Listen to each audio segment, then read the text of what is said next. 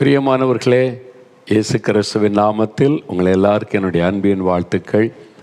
இந்த நாளில் இயேசு கிறிஸ்துவனுடைய கல்வாரி சிலுவை, அதனால் நமக்கு கிடைக்கக்கூடிய ஆசீர்வாதம், அதை நாம் தியானிக்க வேண்டும். அந்த சிலுவை மரணத்தின் மூலம் எனக்கு என்ன ஆசீர்வாதம், அதைத்தான் இன்றைக்கி தியானிக்க போகிறேன். 4 முக்கியமான ஆசீர்வாதம் இருக்கிறது. உங்களுக்கு தேவையான அத்தனை ஆசீர்வாதம் அந்த சிலுவையில் மறித்த இயேசுவின் இரத்தத்துக்குள்ள அவர் ஏற்றுக்கொண்ட காயத்தில் இருக்கிறது. அதுக்காகத்தான் இன்றைக்கு உங்களுக்காக ஜெபிக்க போகிறேன். இன்றைக்கி சிலுவையை தியானித்து ஜெபிக்கும் போது பல அற்புதங்கள் நடைபெறும். உங்கள் வாழ்க்கையில் இந்த அற்புதம் இன்றைக்கு நடக்க போகிறது. அதனால் சுகம், விடுதலை, பாவ மன்னிப்பு, சாப கட்டுகள் அறுக்கப்படுவது, இந்த ஆசீர்வாதத்தை எப்படி நாம் சிலுவையை தியானித்து பெற்றுக்கொள்வது என்பதை உங்களோடு பேசும்படி ஆண்டவர் கட்டளை இட்டிருக்கிறார். அதுக்காகத்தான் இன்றைக்கு குறிப்பாக ஜெபிக்க போகிறோம். உங்களுக்கு தெரிந்த நண்பர்கள், உறவினர்கள் எல்லாருக்கும் தெரியப்படுத்துங்க. இது ஒரு முக்கியமான நாள், முக்கியமான நேரம். ஜெபித்த அற்புதங்களை பெற்றுக்கொள்ளலாம். அப்போ அதற்கு முன்னால் நாம் பாடலை பாட போகிறோம். முதலாவது உங்களுக்கு வாழ்த்து சொல்லுகிறேன். எல்லாருக்கும் குட் ஃப்ரைடே வாழ்த்து, ஈஸ்டர் தின வாழ்த்துக்கள் ரெண்டையுமே நான் சொல்லுகிறேன். பெரிய வெள்ளிக்கிழமை என்றும் குட் ஃப்ரைடே என்றும் அது அழைக்கப்படுகிறது. இயேசு சிலுவை சுமந்து நமக்காக மரித்ததை நினைவு கூர்ந்த ஒரு நாள். அதனால் நாம் எல்லாருமே இந்த நாளில் சிலுவை குறித்து தியானித்து செபிக்க போகிறோம். வேத புஸ்தகத்தை எடுத்து வைத்துக் கொள்ளுங்க. 4 வசனங்களை தியானித்து எப்படி நமக்கு தேவையான ஆசீர்வாதத்தை ஆண்டவரிடத்திலிருந்து பெற்றுக்கொள்ள முடியும், இதை நீங்கள் தியானித்து ஜெபிச்சு பாருங்கள். இன்றைக்கு உங்களுடைய வாழ்க்கையில் அற்புதம் நடக்கும். இன்றைக்கி நிறைய பாரத்தை சுமந்து கொண்டிருக்கிறீங்க, சரீரத்தில் வியாதி சுமந்து கொண்டிருக்கிறீங்க, மனதில் துக்கம், கவலைகளை சுமந்து கொண்டிருக்கிறீங்க. இதை பெற்றுக்கொள்ள நம்ம என்ன செய்யணும்? இப்போ அதை குறித்து உங்களோடு பேசி நான் ஜெபிக்க போகிறேன். நல்ல கவனிங்க. நான் ஊழியத்துக்கு வந்த ஆரம்ப காலத்தில், நான் அந்த ஊழியத்துக்கு ஆயத்தப்பட்டு கொண்டிருந்த சமயம், பைபிள் காலேஜில் படித்து கொண்டு கிராமங்களெல்லாம் போய் சுவிசேஷருடைய புஸ்தகத்தை வாசித்த போது விசுவாசத்தினால்தான் அற்புதம் பெற முடியும், விசுவாசத்தினால்தான் விடுதலை பெற முடியும். இன்றைக்கி அதைத்தான் எல்லாருமே சொல்லுகிறோம், நானும் கூட சொல்லுகிறேன். ஆனால் இப்போ எனக்குள்ள ஒரு கேள்வி, எதை விசுவாசிக்கணும்? இயேசுவை விசுவாசிக்கணும். இயேசுவினிடத்தில் என்ன விசுவாசிக்கணும்? எதை விசுவாசித்தால் அற்புதம் நடக்கும்? இப்படிலாம் என் உள்ளத்தில் கேள்வி. இயேசுவை விசுவாசிக்கிற, இயேசுவினிடத்தில் என்ன விசுவாசிக்கணும்? என்ன விசுவாசித்த அற்புதம் நடக்கும் அப்படின்னு உள்ளத்தில் கேள்வி. நான் சில சமயம் அப்படி தான் என்ன என் உள்ளத்தில் கேள்வின்னா ஆண்டவர்கிட்ட போய் கேட்டுருவேன். ஆண்டவரே, இதுக்கு என்ன அர்த்தம்? அப்போ இதை எதை விசுவாசிக்கணும்? எதை விசுவாசித்த அற்புதம் நடக்கும்? உங்கள்கிட்ட நான் என்ன விசுவாசிக்கணும்? அப்படிலாம் நான் ஜெபம் பண்ணுவேன். சில சமயம் ஜெபம் வேடிக்கையாக இருக்கும். என் மனதில் தோன்றதெல்லாம் ஆண்டவர்கிட்ட கேட்டுருவேன். இதுக்கு என்ன ஆண்டவரே, எனக்கு புரியல, நான் இப்படி நினைக்கிறேன், எது கரெக்டு சொல்லுங்கள். சில நாட்கள் கழித்தாவது ஏதாவது ஒரு சந்தர்ப்பத்தில் ஆண்டவர் தெளிவாக எனக்கு பதில் கொடுத்துருவார். அது மாதிரி தான் ஒரு நாள் நான் ஒரு மலை பிரதேசம், அப்பொழுது விழுப்புரம் பக்கம் செஞ்சு இருக்குல்ல, வளத்தின்ற கிராமத்தில் தங்கி ஊழியம் செய்து கொண்டிருந்தோம். அந்த பகுதியில் மலைப்பகுதி, மாலையில் ஜெபிக்க போவோம். நாங்கள் சில ஊழியர்கள் சேர்ந்து அங்கே போய் ஜெபம் பண்ணுவோம். எனக்கு இந்த பாறையில் போய் முழங்கால் பட்டிட்டு ஜெபிப்பது ரொம்ப பிரியம். சுற்றில தண்ணி ஓடிக்கொண்டே இருக்கும், பாறை இருக்கும். அந்த பாறை மேலே போய் முழங்கால் படியிட்டு நான் ஜெபித்து கொண்டிருந்தேன். ஆண்டவரை துதித்து ஒரு சாயங்கால நேரம், அப்படியே சூரியன் அஸ்தமிக்கிற நேரம், ஜெபித்து கொண்டிருக்கிற நேரம் என் ஆவிக்குரிய கண்கள் திறக்கப்பட்டது. அப்பொழுது சிலுவையில் தொங்கி மரித்து கொண்டிருக்கிற இயேசுவை என் கண்களுக்கு முன்பாக ஆண்டவர் நிறுத்தினார். அப்போ நான் ஒன்று கேட்கல, அந்த காட்சியை பார்க்கணுன்னே. நான் ஆண்டவரை துதித்து ஜெபித்து கொண்டிருக்கிற நேரம் அந்த காட்சியை அப்போ தான் ஒருத்தரை சிலுவையில் அறைந்து தொங்க விட்டால் எப்படியோ ரத்தம் வடிய அப்படியே சிலுவையில் தொங்குவதை பார்த்து இருதயம் நொறுங்கி போனது. முதலாக நான் அப்படி ஒரு காட்சியை பார்க்கிறேன். நான் பார்த்துட்டு கதறிக்கொண்டே, ஏன் ஆண்டவரே இந்த காட்சி எனக்கு காண்பிக்கிறீங்க? அப்படிதான் கேட்டேன். நான் முழங்கால பாறை மேலே நிற்கிறேன், ஏன் எனக்கு இந்த காட்சியை காண்பிக்கிறீங்க? அப்போ ஆவியானவர் பேச ஆரம்பித்தார். பரிசுத்த ஆவியானவர் மூலமாக ஆண்டவர் பேசினார். எதை நான் விசுவாசிக்கணும்? இயேசுவினிடத்தில் எதை விசுவாசித்தால் அற்புதம் நடக்கும்னு நீ கேட்டல. ஆமாம், அதுக்கு பதில் சொல்லத்தான் இந்த காட்சியை காண்பிக்கிறேன். என்ன ஆண்டவரேன்னு சொன்னால், சிலுவையில் இயேசுவாகிய நான் மனுக்குலத்திற்காக எல்லாவற்றையும் செய்து முடித்து விட்டேன் என்பதை விசுவாசித்தால் அற்புதம் நடக்கும். சிலுவையில் மரித்த இயேசு எனக்காக எல்லாவற்றையும் செய்து முடித்து விட்டார் என்பதை விசுவாசித்தால் அற்புதம் நடக்கும். அதைத்தான் விசுவாசிக்கணும் அப்படின்னு என் ஜெபத்துக்கு பதில் கொடுத்து ஒவ்வொரு வசனத்தின் மூலம் விளக்க ஆரம்பித்தார். நான் தொடர்ந்து ஜெபிக்க நிறைய தெளிவு கிடைத்தது. இத்தனை வருஷம் என் ஊழியத்தில் நான் யாருக்காக எப்போ எதுக்காக ஜெபித்தாலும் என் கண்முன்னாலே சிலுவையை நிறுத்தி அவர் பட்ட பாடுகள் சிந்தின ரத்தத்தை நினைத்து தான் மக்களுக்காக ஜெபிக்கிறேன். அதனால ஆண்டவர் அற்புதம் செய்கிறதை பார்க்க முடிகிறது. அப்போ நீங்கள் ஜெபிக்கும் போது எப்படி ஜெபிக்கணும்? சிலுவையை தியானித்து ஜெபிக்கணும். நிறைய பேர் மெடிடேஷன் பாங்க, தியானம் பண்ணுவாங்க. எதை தியானிக்கிறது? எதை மெடிடேட் பண்ண போகிறீங்க? வேதத்தில் தான் இருக்குது. ஒன்று வசனத்தை தியானிக்கணும். ஆண்டவுடைய வார்த்தையை அவருடைய மெய்யான அர்த்தத்தை தியானித்தா ஒரு ஆசீர்வாதம் வரும். ரெண்டாவது, இயேசு கிறிஸ்து அவருடைய அன்பு, அவருடைய தியாகம், சிலுவையில் பட்ட பாடுகளை தியானிப்பது. கண்களை மூடி சிலுவையில் மரித்த இயேசுவை கண் முன்னால் நிறுத்தி நீங்கள் தியானித்து பாருங்கள். இயேசுவின் மேல் அன்பு அதிகமாகும், ஜனங்கள் மேல் அன்பு அதிகமாகும், ஒரு பாரம் அதிகமாகும், விசுவாசம் உங்களுக்குள்ளே பெருகும். அப்போ உங்களுடைய ஜெபம் வல்லமுள்ளதாக இருக்கும். நீங்கள் தியானிக்க வேண்டிய முக்கியமான காரியம் சிலுவையில் அறையப்பட்ட இயேசு கிறிஸ்து சிலுவையில் பட்ட பாடுகள். தியானத்துக்கு அதுதான் சரியான ஒரு காரியம். இப்போ ஒரு 4 வசனத்தை சொல்கிறேன்.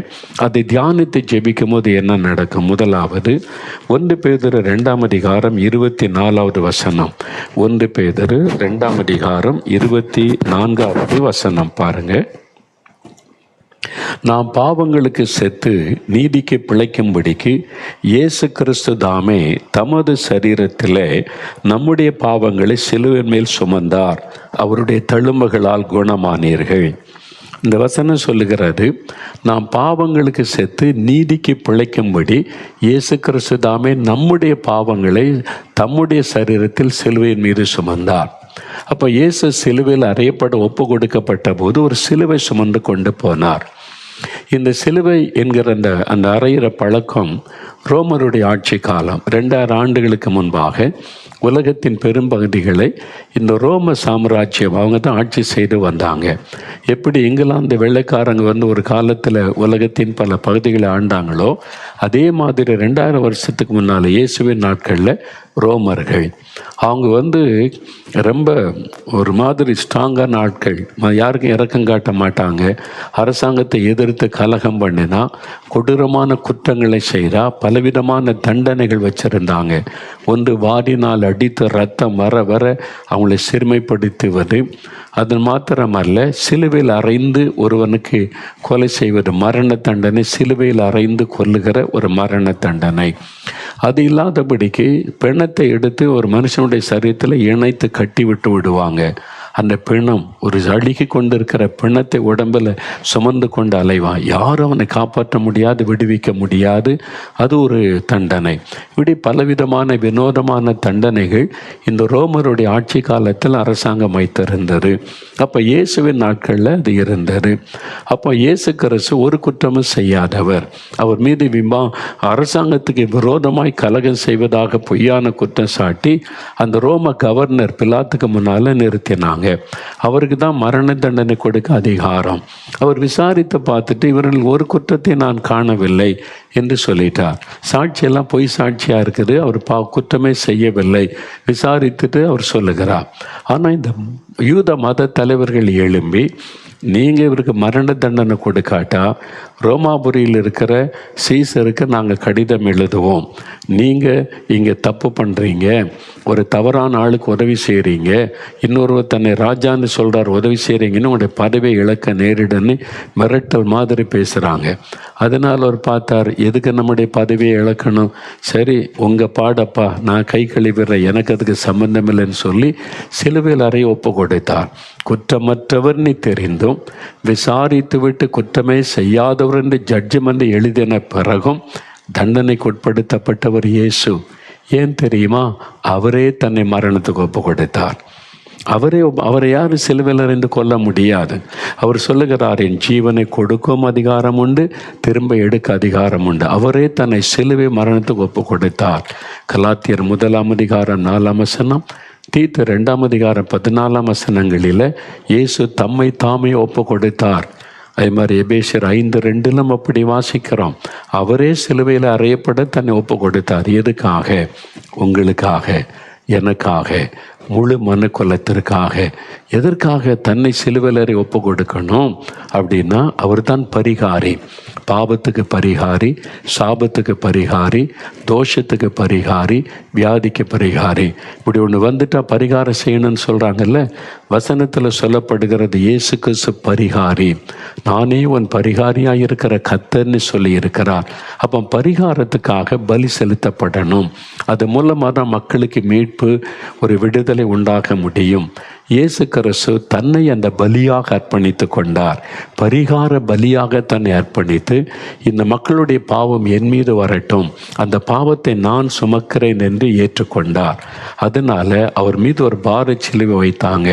வாரினால் அடித்து அவருடைய முதுகையெல்லாம் கிழித்து, சதைகளெல்லாம் கிழிக்கப்பட்ட ரத்தம், அவருடைய தலையிலே முள்முடி சூட்டப்பட்டு முகமெல்லாம் ரத்தம், தலை முதல் கால் வரைக்கும் காயப்படுத்தப்பட்டார்.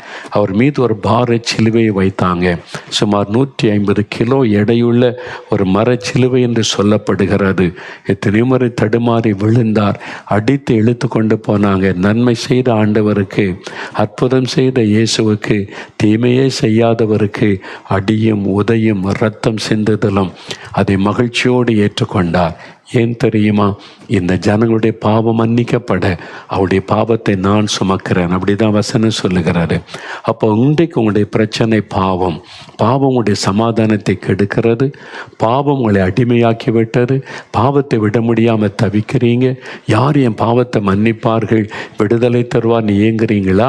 இயேசு கிறிஸ்துவால் உங்களுடைய பாவத்தை மன்னிக்க முடியும், விடுதலை கொடுக்க முடியும்.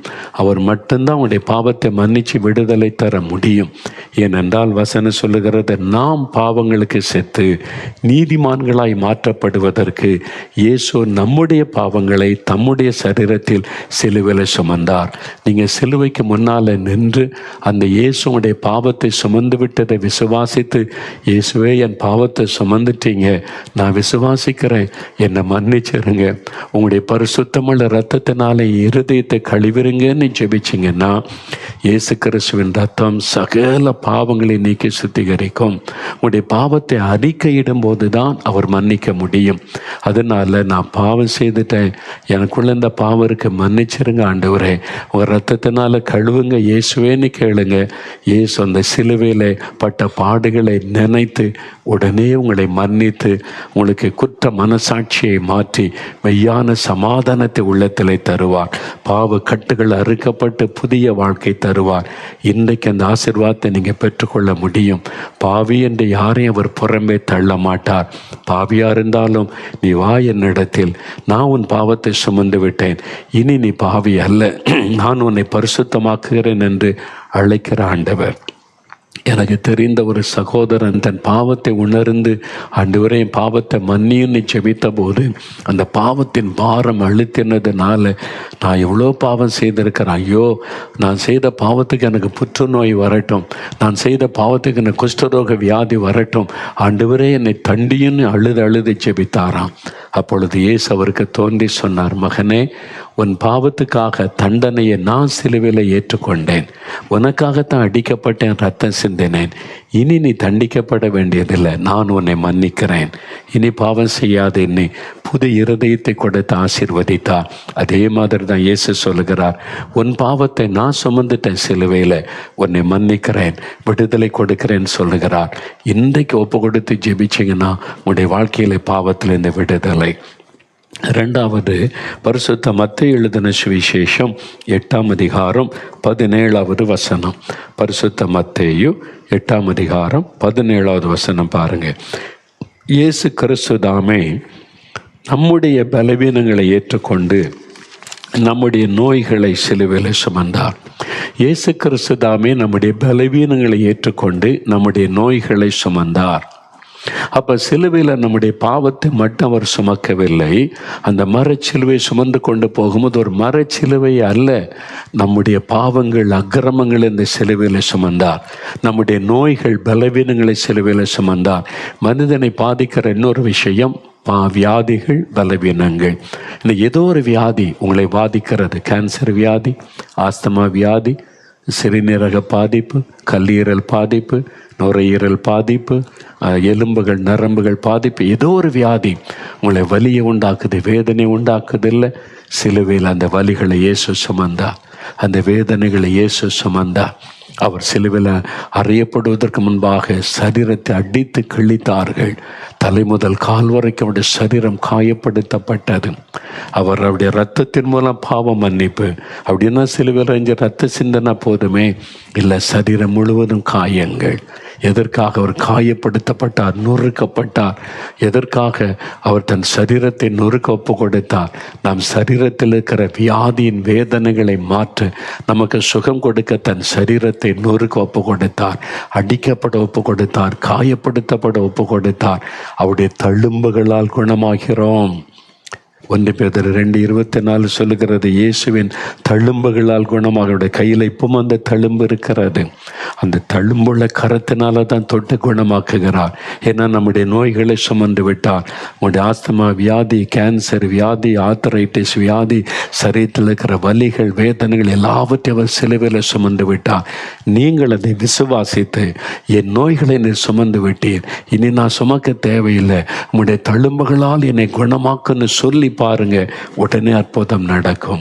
நான் மரணப்படுக்கையில் சாக கடந்த போது அவருடைய தழும்புள்ள கரம் தான் என்னை தொட்டது. அந்த கரம் தொட்டு, அந்த தழும்புகள் தொட்ட உடனே சுகம் உண்டாயிற்று. அவருடைய தழும்புள்ள கரம் உங்களுக்காக நீட்டப்பட்டு இருக்கிறாரு. விசுவாசிங்க. ஒரு இளம் வாலிப மகள் சரீரத்தில் கொடிய பருக்கள் வந்து வலி வேதனையில் தாங்க முடியாமல் கலங்கினாள். அவளால் எந்த பக்கமும் புரண்டு படுக்க முடியல. பிறந்ததுலேருந்து வியாதிப்பட்ட ஒரு மகள் இப்போ வாலிப வயது ஆகிவிட்டார். கொடிய பருக்கள், தலை முதல் கால் வரை மிகுந்த வேதனை. ஒரு நாள் தன் படுக்கையில் இருந்து கொண்டு அழுதாள். ஆண்டவரே, நான் படுகிற வேதனை தெரியலையான்னு சொல்லி இயேசு அவளை சந்திக்க அந்த அறைக்குள்ளே வந்தார். இயேசுவை கண்ட உடனே சொன்னால், தலை முதல் கால் வரை இந்த பருக்கள் தோன்றி என்னை வாதிக்கிறதே, இந்த வலி உமக்கு தெரியலையா ஆண்டவரேன்னு சொன்ன போது இயேசு சொன்னார், மகளே, இந்த வேதனையை நான் சிலுவையில் சுமந்திருக்கிறேன். இந்த வலிகளை, வேதனைகளை சிலுவையில் நான் சுமந்திருக்கிறேன். என் தலை முதல் கால் வரை என்னை காயப்படுத்தி அடித்து என் சதைகளை கிழித்த பொழுது இந்த வலிகளை நான் சிலுவையில் சுமந்தேன். உனக்காகத்தான், உன்னை குணமாக்க நான் வந்தேன், பயப்படாதேன்னு சொல்லி தன் தழும்புள்ள கரத்தினால் தொட்டார்.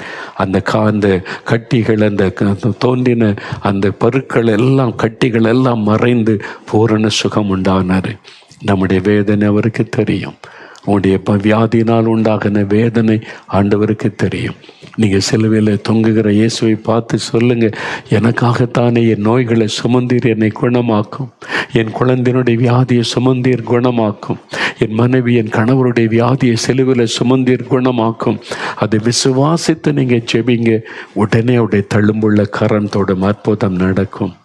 3வது ஒரு வசனம் வாசிக்கலாம். கலாத்தியர் 3ஆம் அதிகாரம் 13வது வசனம் பாருங்க. கலாத்தியர் 3ஆம் அதிகாரம் 13வது வசனம். மரத்திலே தூக்கப்பட்ட எவனும் சபிக்கப்பட்டவன் என்று எழுதியிருக்கிறபடி கிறிஸ்து நமக்காக சாபமாகி நியாயப்பிரமாணத்தின் சாபத்திற்கு நம்மை நீங்களாக்கி மீட்டு கொண்டார். இயேசு நமக்காக சாபமானார். வேறு வசனம் சொல்லுகிறது, சிலுவை மரத்தில் இயேசு தூக்கப்பட்ட போது அவர் சபிக்கப்பட்டவராக தொங்கினார். நம்முடைய சாபத்தை தன் மீது ஏற்றுக்கொண்டார். இயேசுடைய தலையில் முள்முடி சூட்டினாங்கல்ல, இயேசுவுக்கு முன்பும் பின்பும் நிறைய பேர் சிலுவையில் அறையப்பட்டாங்க. இயேசுவோடு கூட 2 கள்ளர்கள் சிலுவையில் அறையப்பட்டாங்க. அவங்க தலையிலெல்லாம் முள்முடி சூட்டப்படவில்லை. இயேசுவின் தலையில் மட்டும் கொடிய விஷத்தன்மை உள்ள முள். அது கோலினால் அடித்த போது முற்கள் பதிந்த ரத்தம் அடிந்தது. அந்த முற்கள் விஷத்தன்மை உள்ளதாம். அந்த விஷத்தன்மை இந்த இரத்தத்தில் கலந்து விட்டால் உடல் முழுவதும் தாங்க முடியாத ஒரு விஷத்தன்மையின் வலி உண்டாகும். அந்த மாதிரி இப்பவும் காடுகளில் சில எங்கள் ஊர்லெல்லாம் கிராமம்ல சாதாரண உடமுள் வேறு காரமுள்னு சொல்லுவாங்க, ஆணி மாதிரி இருக்கும். அதை குத்திட்டுன்னா அப்படியே ஒரு கடு கடு கடுன்னு உயிர் போகிற அளவுக்கு வலிக்கும். அந்த அந்த விஷத்தை முறிக்கிறதற்கு எண்ணெயை காய்ச்சி அந்த முள்ளு குத்தின இடத்துல ஊற்றுவாங்க. சின்ன வயசில் நான் எல்லாம் அதை பார்த்துருக்கிறேன், அனுபவிச்சிருக்கிறேன். இப்போ இயேசுடைய தலையில் முற்கள் குத்தி அந்த விஷத்தன்மை உடலெல்லாம் பரவுகிறது. அந்த முற்கள் எதை குறிக்குது தெரியுமா? சாபத்தை குறிக்கும். ஆண்டவர் முதலாவது உலகத்தை சிருஷ்டித்த போது ஆதியாகமம் 1-2 அதிகாரங்களில் ஆண்டவர் அழகான உலகத்தை சிருஷ்டித்தார். பல மரங்கள், மலர்கள், மிருகங்கள் எல்லாவற்றையும், உயர்ந்த மலைகள், நீர்வீழ்ச்சிகள், ஆறுகள் எல்லாத்தையும் உண்டாக்கினார். முற்களை உண்டாக்கலை. ஆண்டவர் மூலிகைகளை உண்டாக்கினான்னு பைபிள் இருக்குது. மூலிகைகள், பொற்பூண்டுகள் இருக்குல்ல, ஹெர்ப்ஸ் ஆங்கிலத்தில், மூலிகைகளை உண்டாக்கினார். மனுஷன் ஆரோக்கியமாக இருக்க முற்கள் உண்டாக்கப்படவே இல்லை. 3ஆம் அதிகாரத்தில் வரும்போது மனிதன் பாவம் செய்தது நிமித்தம் பூமி சபிக்கப்பட்டது. சாபத்தின் நிமித்தமாய் வந்தது தான் முற்கள். அப்போ முற்கள் சாபத்தை குறிக்கும். இன்றைக்கி உங்கள் வாழ்க்கையில் சிலர் சொல்லுவாங்க, முள்ளுக்கு நடுவில் இருக்கிற ஐயா, இந்த பக்கமும் குத்துது, இந்த பக்கம் குத்துது, எந்த பக்கம் அசைய முடியல. இங்கே போனால் ஆஃபீஸில் பிரச்சனை, இங்கே வந்தால் குடும்பத்தில் பிரச்சனை, இங்கே வந்தால் மனிதரால் பிரச்சனை, எல்லா பக்கத்துலேயும் இருக்கும். அந்த வார்த்தை வந்தாலே ஒரு சாபத்துக்குள் இருக்கிறீங்கன்னு அர்த்தம். நன்மையே நடக்க மாட்டேங்குது, எல்லாம் தீமையாகவே இருக்குது, காரியமே வாய்க்க மாட்டேங்குது, எல்லாம் அவமான நிந்தைகளாக இருக்குது. எவ்வளோ வருமானம் வந்தாலும் கடன் கடன் கடன் வருமே, எல்லாம் நிந்தை அவமானம், ஒரு உயர்வே இல்லை, எல்லாம் தடைகள், ஒரு காரியமும் வாய்க்கலை, நான் என்ன பாவம் செய்தனோ அப்படின்ற வார்த்தைலாம் வருதில்ல, சாபத்தின் விளைவு. உபாகம் 28 அதிகாரத்தில் அதை நியாயப்பிரமாணத்தின் சாபம் சொல்லப்படுகிறாரு. சாபத்தினுடைய விளைவுகள் என்னென்னலாம் சொல்லப்படுகிறாரு. அது 4 தலைமுறைக்கு தொடரும்னு பைபிளில் சொல்லப்பட்டு இருக்கிறது. யாத்திராம 20 அதிகாரம் 34 அதிகாரங்களில் 4 தலைமுறைக்கும் தொடரும். உங்களுடைய முன்னோர் செய்த பாவம் உங்களுக்கு தெரியாது, தாத்தாவுக்கு அப்பா அது மாதிரி செய்திருக்கலாம். அது மாதிரி இந்த பேய் வணக்கம், மனுஷ வணக்கம், இந்த மாதிரி ஆண்டவர் அவமானப்படுத்துகிற சில காரியம், மந்திரவாதம், பில்லி சொன்னி செய்வது, மற்றவர்களை ரத்தம் சிந்த வைப்பது, மற்றவர்களை கண்ணீர் வடிக்க வைப்பது, விதவைகளை வேதனைப்படுத்தி கண்ணீர் வடிக்க வைப்பது, மற்றவர்களை அவமானப்படுத்துவது, சமுதாயத்தில் தீமை உண்டாகிற மாதிரி நீங்கள் பணம் சம்பாதிக்க கலப்படம் பண்ணுறது, கள்ளத்தனம் பண்ணுவது, இது மாதிரிலாம் சாபத்தை உண்டாக்கிறோம். அது சாபத்தினுடைய விளைவு. சில பாவம் சாபமாகிவிடும். அதனால தான் நிறைய குடும்பத்தில் ஆசீர்வாதமே இல்லை, நன்மையே இல்லை. பணம் வரும், நிறைய காசு வரும், ஆனால் நிந்தை அவமானம் அதுதான் இருக்கும், மிஞ்சி இருக்கும். அது ஒரு சாபத்தினுடைய விளைவு. இன்றைக்கி உங்கள் குடும்ப ஆசீர்வாதமே இல்லாமல் தவிக்கிறீங்க. சாபம், ஏதோ ஒரு சாபனை கலங்குறீங்களா? இந்த சாபம் மாற என்ன செய்கிறது? பரிகாரம்னு சொல்லி லட்சக்கணக்காக பணம் வாங்குவாங்க. அதை செய்யணும், இதை செய்யணும், பலி கொடுக்கணும்னு சொல்லி. எந்த பலியும் சாபத்தை மாற்ற முடியாது. இயேசுவாகிய பரிசுத்த பலி, இயேசுவாகிய பரிசுத்த பலி சிலுவையில் நம்முடைய சாபங்களை ஏற்றுக்கொண்டார். இந்த முற்கள் சாபத்தை குறிக்கும்ல, இயேசுடைய தலையில் முள்முடியை வைத்த போது நம்முடைய சாபத்தை தன்னுடைய தலையில் அவர் ஏற்றுக்கொண்டார். நம்முடைய சாபத்தை மாற்ற அவர் சிலுவையில் சாபமானார் என்று வசனம் சொல்லுகிறாரு. நீங்கள் அதை விசுவாசித்து ஜெபிக்கும் போது தான் சாபத்தில் இருந்து விடுதலை. சிலர் சொல்லுவாங்க, இயேசு சாபத்தை சுமந்தார், இப்போ சாபன்றது ஒன்று கிடையாதுன்னு. தப்பு, நம்பிராதங்க. வசனம், இயேசு எதுக்கு சிலுவையில் சாபமாகணும்? அப்போ நம்முடைய சாபத்தை மாற்ற இயேசு சிலுவையில் பாவமானார்னு இருக்குல்ல. அப்போ உலகத்தில் பாவமே இல்லையா? பாவம் இருக்குல்ல. பாவத்தை மன்னிக்க விடுதலை பெறணும்னா சிலுவைண்டே வந்து அதை விசுவாசித்து ஜெபிக்கும் போது தான் விடுதலை. இயேசு வியாதிகளை சுமந்துட்டார்னு இருக்குல்ல. அப்போ வியாதி இல்லாமல் இருக்குதா? இருக்குதில்ல. அதை எப்படி பெற்றுக்கொள்வது? விசுவாசித்து ஜெபிக்கும் போது அவங்க தான் அந்த சுகத்தை பெற முடியும். அதனால் சாபம் இருக்கிறது, விடுதலை பெறணும்னா இயேசு தான் வழி. இயேசுகிட்ட வந்து பாவத்தை அறிக்கை செய்து சாபத்திலிருந்து விடுதலை வேணும்னு ஜெபிக்கணும். உங்கள் குடும்பத்தின் மேலே சாபம் இருந்தால் குடும்பமாக நீங்கள் உங்களை ஒப்பு கொடுத்து இந்த வசனத்தை விசுவாசித்து, இயேசுவே நீங்கள் சிலுவையில் எங்களுக்காக சாபமாக நீங்கள் உங்களுடைய இரத்தத்தினால சாபத்தை மாற்றி எங்களுக்கு விடுதலை கொடுங்க நீ ஜெபிச்சா சாபங்கள் நீங்கி ஆசீர்வாதம் வரும். அப்போ அதுக்கு நீங்கள் ஜெபிக்கணும். சிலுவையை விசுவாசித்து, சிலுவையில் அறையப்பட்ட இயேசுவை விசுவாசித்து, என்னுடைய சாபத்தை இயேசு சிலுவையில் சுமந்து விட்டார், எங்கள் குடும்பத்தின் சாபத்தை சுமந்துட்டார் அவனை விசுவாசித்து அவருடைய ரத்தத்தை சொல்லி ஜெபிக்கும் போது சாப கட்டுகள் அறுக்கப்படும். ஆண்டவரே, உம்முடைய ரத்தத்தின் வல்லமையினால் இந்த சாபங்கள் பரம்பரையாய் தொடர்ந்து வருகிற சாபம், எங்கள் பாவத்தினால் உண்டாகிற சாபக்கட்டுகள் மாறட்டும் நீ உண்மையாக ஒப்பு கொடுத்து ஜெபித்தால் அந்த சாபக்கட்டு மாறும். சில சமயத்தில் ஆவியானவர் சொல்லுவார், நீங்கள் பொருளை திருப்பி கொடுக்க சொல்லுவார், அப்போ தான் சாபம் மாறும். நீங்கள் திருடின பொருள், ஏமாற்றின பொருள், சிலரை பாதிக்கும்படி செய்தது, சிலர்கிட்ட மன்னிப்பு கேட்க வேண்டியது இருக்கும், சில பொருட்களை திருப்பி கொடுக்க வேண்டியது இருக்கும், அப்போ தான் சாபம் மாறும். இல்லாட்டா நீ என்ன ஜெபித்தாலும் சாபம் மாறாது.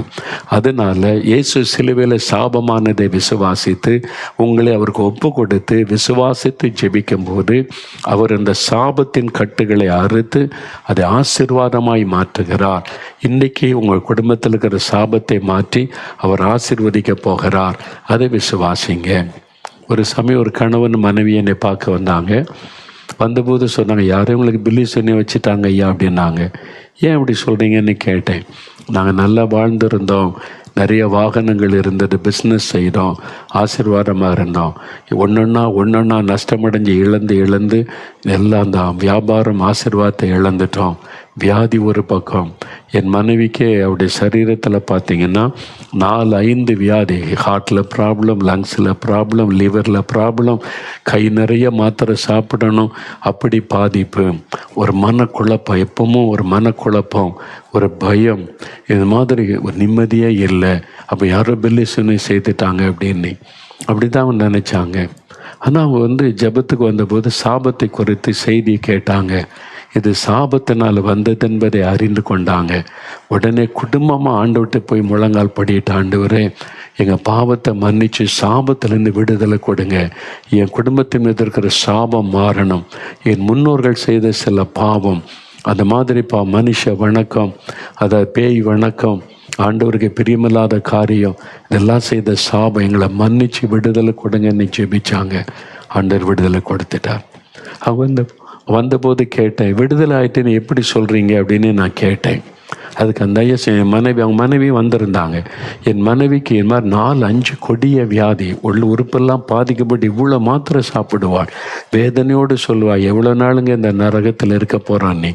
நாங்கள் என்னைக்கு ஜெபிச்சு இந்த கூட்டத்தில் கண்ணீரோடு ஜெபிச்சோம், விடுதலை கிடைச்சதோ டாக்டர் இடத்துல போய் பார்த்தா ஒரு வியாதியும் இல்லை, அத்தனை சரியாயிட்ட. Heart, lungs, liver, everything perfect.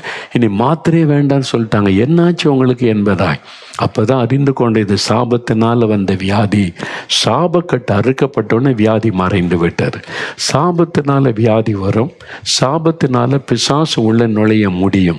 ஒரு குடும்பத்தின் மேலே சாபம் இருக்குன்னு ஈஸியாக சாத்தான் அதன் வழியாக நுழைஞ்சு உங்களை வேதனைப்படுத்தி சிறுமைப்படுத்தி விடுவான்.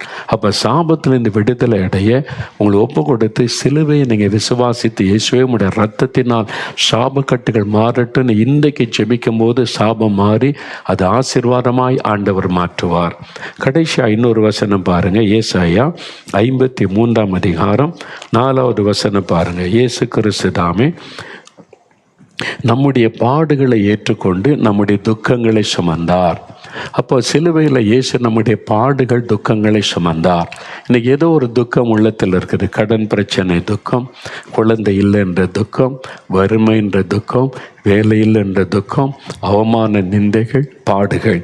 அப்போ இயேசு நம்முடைய பாடுகளை ஏற்றுக்கொண்டார், நம்முடைய துக்கங்களை சுமந்தார். உங்களை துக்கப்படுத்துகிற காரியம், பாடுகள், வேலையில், அவன் வியாபாரத்தில், குடும்பத்தில் பிரச்சனை, ஊழியத்தில் பிரச்சனை, ஒரே பாடுகள், எல்லாத்தையும் சிலுவையில் சுமந்தார். நிந்தைகள், அவமானங்கள், பாடுகளை சுமந்தார். எதுக்காக?